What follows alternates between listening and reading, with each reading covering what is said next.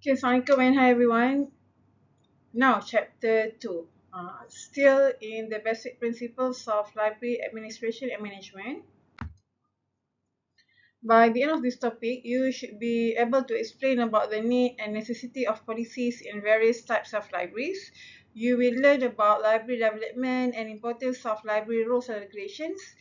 You will be introduced to an integrated library management system (IMS) software used in library system.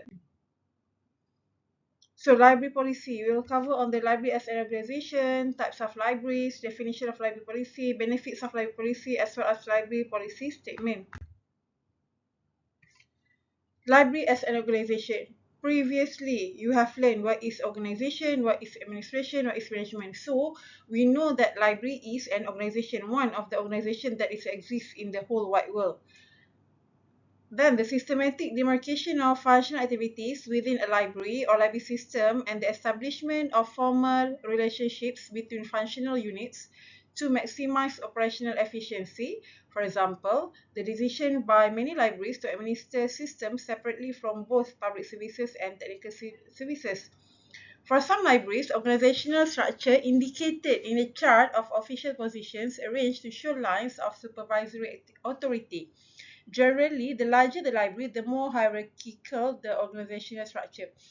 Okay, basically, library is just like any other organization. It depends on the size. Dia tak ada means that dia tak ada compulsory untuk every library kena ada 5 department, for example. Setiap library kena ada 30 ataupun 50 orang staff. No. It depends on the size of the library. The larger the library, many department it might be in the exist in the library, or maybe more staff available in the large library. Same goes with the small library. Katakanlah small library mungkin pustakaan kecil akan ada maybe one or two department only, or maybe have a small number of staff because of the size of the library. Library administration, the control and supervision of a library or library system, including planning, budgeting, policy making, personnel management, public relations, and program assessment, with responsibility for results. Also refers collectively to the persons responsible for administering or managing a library, usually a board of trustees, dean, library director, and his immediate staff. So, biasanya library administration ni, it depends on the type of the library. Contohlah, kalau misalnya UiTM, the library is administered by the board of directors of UiTM. Tapi dekat dalam library tu sendiri akan ada chief of librarian, for example. Ataupun dekat dalam faculty, library in faculty, it might be lead by a dean. Tapi kalau misalnya dekat public library, for example, akan ada chief librarian. Dekat school library, for example, lead by the school headmaster. Tapi akan ada school resource center teacher that will handle the library. So, types of libraries ni, I rasa you dah boleh mengigau ni daripada selepas saya belajar kan, types of libraries. Dah tahu dah apa benda. Tutup mata pun you boleh jawab what is the 5 types of libraries. So, consists of national libraries, public libraries, academic or college libraries, special or research libraries, as well as school resource center. National Library. Example of National Library, National Library of Malaysia, the British Library, Library of Congress, US, National Library of Singapore. Basically, National Library is only one in a country. Tak akan ada 2, 3 National Library dalam satu negara. Mesti ada satu saja sebab National Library will handle national collection, will produce national bibliography. Okay, state public libraries in Malaysia. In Kedah, we have PPAK, Perbadanan Perpustakaan Awam Kedah. Dekat Selangor, kita ada Perbadanan Perpustakaan Awam Selangor. And then kita ada public library Perak. Each state have their own public libraries. So, public libraries boleh ada banyak. Tapi kalau national library, it only one for each country. Academic Libraries in Malaysia, Pustakaan Hamzah Sendut. In UiTM, our UiTM we have UiTM Kedah, we have Perpustakaan Sultan Badli Shah. Untuk Shah Alam kita ada Perpustakaan Tun Abdul Razak Kuta. Jadinya in academic library is attached with any college or university. And kadang-kadang ada setengah universiti akan ada more than one academic libraries. For example, in UiTM Shah Alam, they have more than one pita. Ada pita 1, pita 2, pita 3, pita 4. Boleh kata each faculty have their own library. Special Libraries in Malaysia, we have Bursa Malaysia Library, Knowledge Management Centre and Library, General Hospital of Penang Library, kita ada Astro Media Centre Library, ada Petronas Resource Centre. Okay then, definition of policy. Policy is a set of ideas or a plan of what to do in a particular situation that has been agreed to officially by a group of people, a business organisation, a government or political party. So biasa kita dengar polisi apa? Polisi insurans kan? Polisi insurans macam mana? Contohlah polisi insurans tu akan ada, okay, you kalau sakit macam ni, how much insurance can cover for you? Ataupun this is the disease that is covered by your insurance. Kalau misalnya you dapat penyakit lain daripada yang dinyatakan ni, it will not be covered by insurance. That is the policy. Sama juga macam library or any other organisations in the world, they have or we have our own policy. Even UiTM, we have our own policy. Policies and procedures. You have to know how to differentiate both two elements. Policies are statements that express an organization's position on matters of philosophy and operations. So policies, this is something that state what is the position of an organization. Dia polisi ni kurang macam nak kata pernyataan tentang organisasi tu. Dia buat apa dan the stand of an organisation. And then procedures are those detailed operation that implement the intent of policy statement. Boleh kata policies is a broad one. Procedures is something that carry the policies, how to carry the policy. Library policy. Referring to the general definition of policy, library policy may be defined the principle and stand of what to do in a particular situations in the library that has been agreed to officially by the library administration. Policies are general statements governing library rules, operations and usage. Okay, dalam library, dalam perpustakaan kita ada polisi. Contohlah, katakanlah dalam acquisition department, they have acquisition polisi pembelian buku. Jadi dalam polisi pembelian buku tu dia akan kata buku akan dibeli 2 kali setahun, pada bulan Januari dan bulan Jun. Jadi itu adalah polisi. And then procedures how the book will be acquisited, how the book will be obtained. That is procedure. Macam mana buku tu nak dibeli dalam bulan Januari dengan bulan Jun ni, for example. Jadi boleh faham ya? Are you clear what is policy, what is procedures? Kenapa kena ada polisi? There must be benefits. This is the benefits of policy. First, efficient decision making. It helps the management to make decisions efficiently. The policy are guiding principles of how the organisation operates and the organisational values they hold. So bila ada polisi ni, kita akan ada efficient decision making. Dah ada satu statement, we just follow that policy. Tak perlu nak tiap-tiap kali, macam kata tadi pembelian buku kan, dah kata dah bulan Januari and bulan Jun, we just follow the policy. Tak payah tiap-tiap tahun kita decide, okay, tahun ni tak payahlah beli bulan Januari, kita beli bulan Februari lah, ataupun kita mungkin boleh beli bulan Mac. So after dah bulan Mac tu, kena fikir lagi, when we need to purchase books. Jadi bila ada polisi, dah kata dah polisi stated that books must be purchased, collections must be purchased in January and June. So we just follow the policy and it will lead to the efficient decision making. Tak payah nak fikir-fikir dah. Kalau misalnya tak ada polisi tu, tiap-tiap tahun kena fikir bila nak beli buku, macam mana nak beli buku and so on, it will be difficult, it will be troublesome for the staff.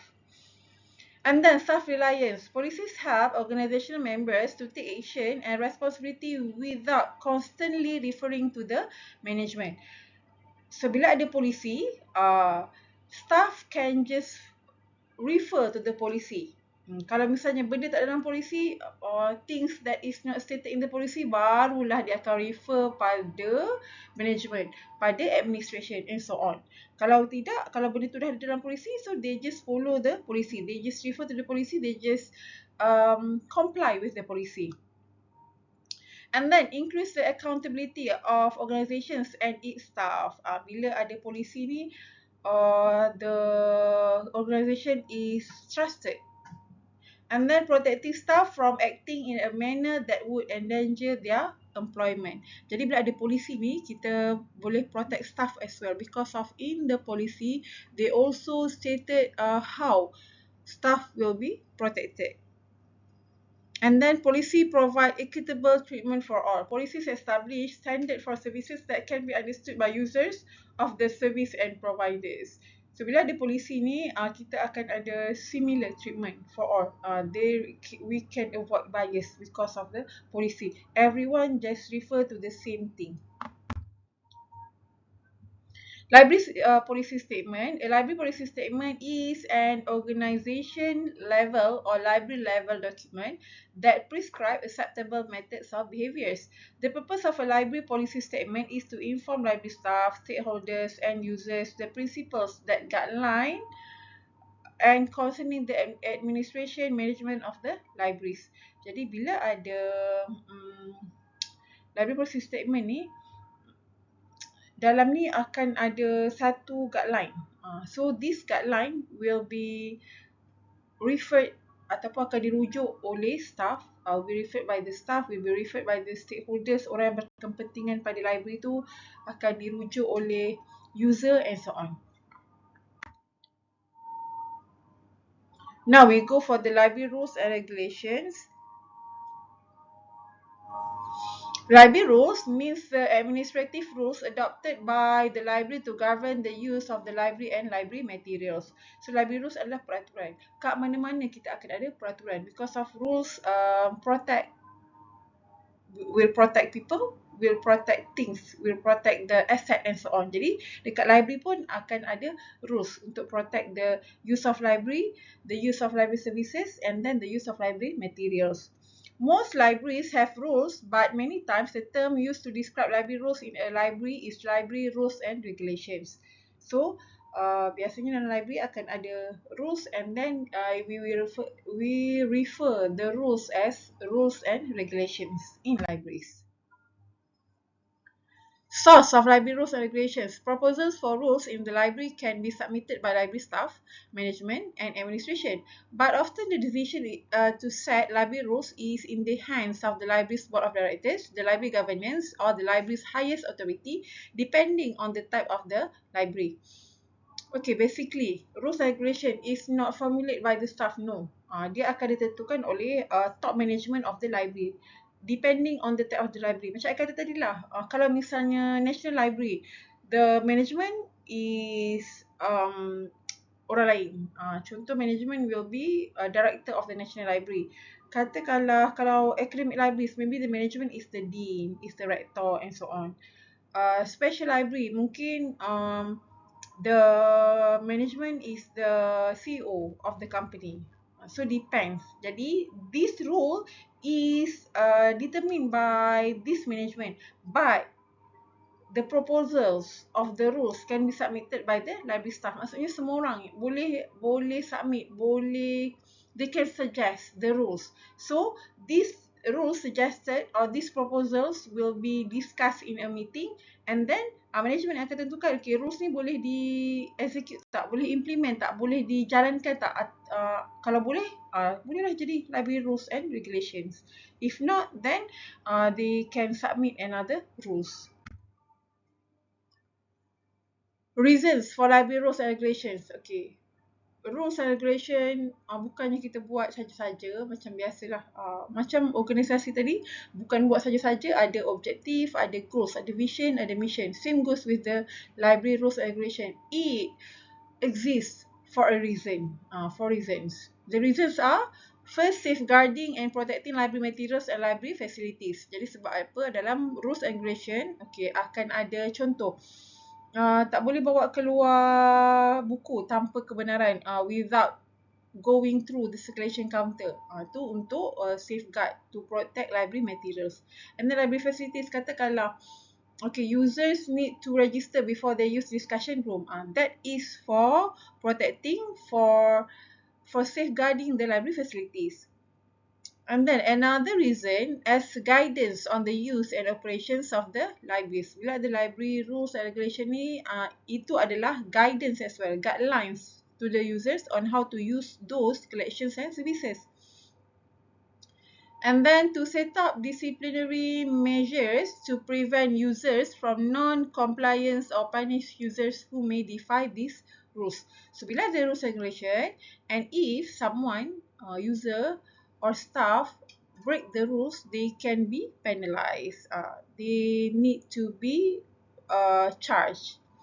Rules and regulations are enacted to ensure that library staff discharge their duties professionally. So library rules and regulation not only for the users, it also as a guideline for the staff on how to carry the work or process in the library effectively and efficiently, as well as treat the customer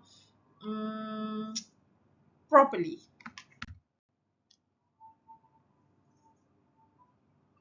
Okay, benefits of library rules and regulation: create a conducive and comfortable learning and usage environment for all library users. So bila ada peraturan, ada tata cara, jadi kita akan jadi library tu akan jadi tempat yang seronok untuk user datang, untuk user guna dan sebagainya. Another benefit is to avoid things that causes library staff from failing to provide good service. Bila ada rules regulation, kita boleh mengelakkan staff daripada mengelakkan staff untuk tak menjalankan tugas dengan sepatutnya. And then enable the library to continue in providing good and effective service. Rules and regulations also enable libraries to provide their services effectively and efficiently. Now, ILMS, this is the core things in this course. It can be said that almost all types of libraries, regardless of the types, national libraries, public libraries, academic libraries, special libraries, as well as school resource center, use computerized library software that allow libraries to be managed by integrated management environment in an integrated library management system. Sebab apa? Semua benda sekarang dah automated. Means semua benda kita dah guna sistem, dah guna network. Kita dah tak guna manual. Kita dah tak guna printed and so on. Bukan tak guna printed, means each work in every process in the library is automated. Dah guna sistem, dah guna network. Jadi sebab tu kita akan guna Integrated Library Management System, ILMS, to make sure that all of the modules, all of the department in the library will be integrated because of they are related with each other.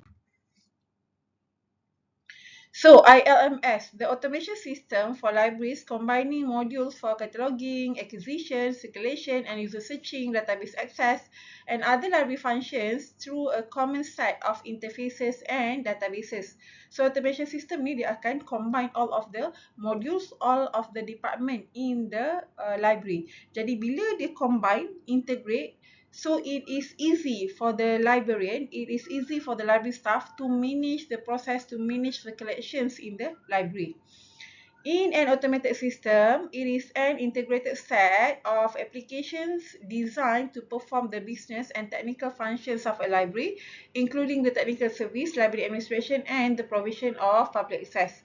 So this ILMS also called as Integrated Library System or ILS. Don't get confused. Bila kita kata library system, ILS or maybe ILMS, that is all similar things, same things. It is just they are using different terms. Tapi whatever it is, library system ke, ILS ke or ILMS, ini adalah semua sistem. Sistem yang digunakan untuk menguruskan perpustakaan. So, this is an example ya kelas. Contoh module in a library system consists of reference, cataloging, circulation, acquisition. They will connect with the file server or database, and then ada serial management. So, this database will be connected to OPAC. OPAC is online public access catalog, which allow users to find collections available in the library.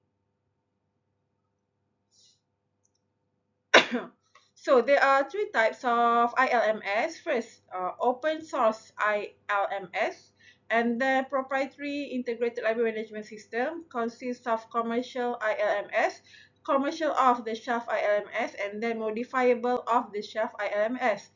We also have cloud-based integrated library management system. Okay, functions in this system. Ni ILMS, the system. They control acquisition, proses pembelian buku, and then cataloging, process of recording all of the books purchased through the acquisition process hari ni. And then they also control authority file. They also control the serials and then finance. Lepas tu akan ada, they control juga circulation, reference, OPAC, membership, and then human resource as well as reporting. Reporting ni is a process of documenting all of the work done for each module. Contoh, you buat reporting kan? You buat acquisition, akan ada reporting on acquisition. How many books purchased in a particular month, for example. How many books or how many collections purchased between January until June, for instance. So, ada dalam reporting. Ataupun membership, how many people registered as members for this year, for 2023. For example, akan ada dekat reporting. Itulah contohnya. This is an example of ILMS. Among that is Destiny, Apollo, Sierra, ILS, Alexandra, Suicidalix, and Koha. Okay, Koha ni ini adalah benda yang kita akan belajar untuk semester ni. Koha is something that you need to further explore this semester. Okay? So I think that's all before Raya. After Raya kita akan continue lagi insya-Allah. Thank you and Assalamualaikum.